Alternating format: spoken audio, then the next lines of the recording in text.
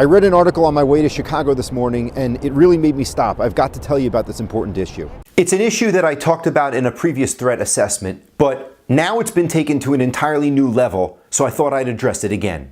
Well, the area of technology today that I'm referring to deals with friction. Well, maybe not so much friction as much as it is frictionless computing. Frictionless computing is when we use various devices to be able to control other things. So for instance, you may use your phone to control the thermostat in your house. You may use your iPad to control the alarm system in your house. All that kind of stuff. It's called frictionless because it's controlled by using either the Bluetooth technology or the Wi-Fi network in your home. But as frictionless computing becomes more popular and common in all aspects of life, it creates problems for lawyers both in the office and outside the office. I really wanted to walk around the city and to talk to you about this while I walk around, but it's freezing out here today. If you're using that type of system in your office, then obviously you've got concerns that the bad guys and gals can hack into your office systems and take information from your office network. But don't forget that what you do outside the office matters as well. If you're using these devices and these types of systems in your home, whether it's to control your thermostat, whether it's to control your lighting, all that kind of fun stuff that we're all starting to do. Can you hear that my mouth is starting to freeze up and I really can't speak correctly? If you're using these types of systems at work and you've got work information on your home computers, you might be leaving that information vulnerable. And that's a Rule 1.6 confidentiality issue. You've got to take reasonable precautions to protect client information. Now it's raining. That frictionless computing technology is another opening for the hackers to break in and get at our data. It's such a big deal that the Food and Drug Administration issued a warning not too long ago.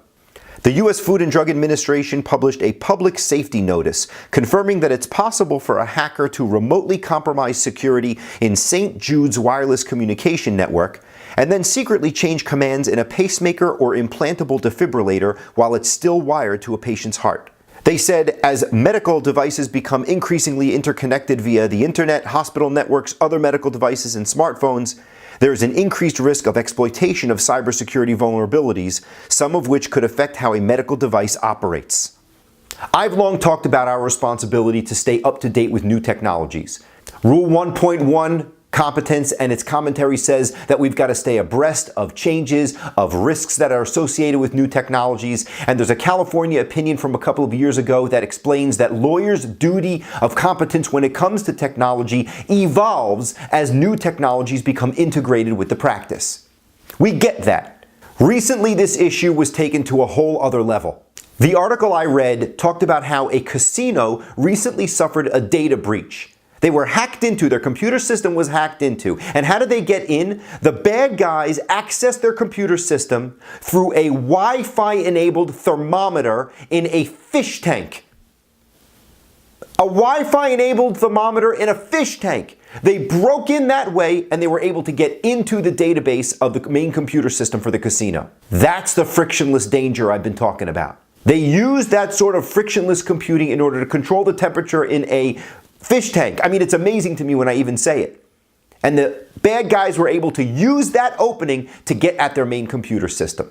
We've got to make sure that we keep this in mind. Yes, we are probably using frictionless computing mostly in our home right now, but we're going to start to use it in greater frequency at the office. When you listen to the manufacturers of these various devices, what they say is that in the future, the great gains that we have are not going to come so much in the devices that we use as much as the software that we use those devices for. And frictionless computing is exactly what they're talking about. We're going to use it more at the office. But even if we don't, think about the cross-pollination of our devices. We use that same device at home, we use it at the office. If we use it a lot at home and they're able to break in at home, they can get a lot of our work data because it's off the same device. Sometimes our computers are hooked up into the same Wi-Fi network and we've got office work and client information on that network, on that computer.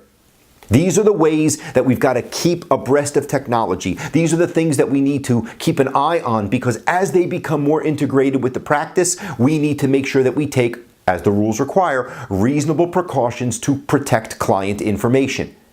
I think we are getting even closer to the day where we need two separate devices, one for home use and one for work use. If they can break into a computer system through a fish tank, that should be a big alarm bell that goes off in our heads.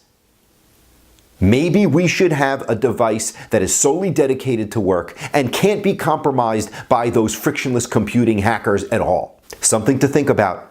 And the more I read about this, the more scared I get, and the more I want to tell you about it.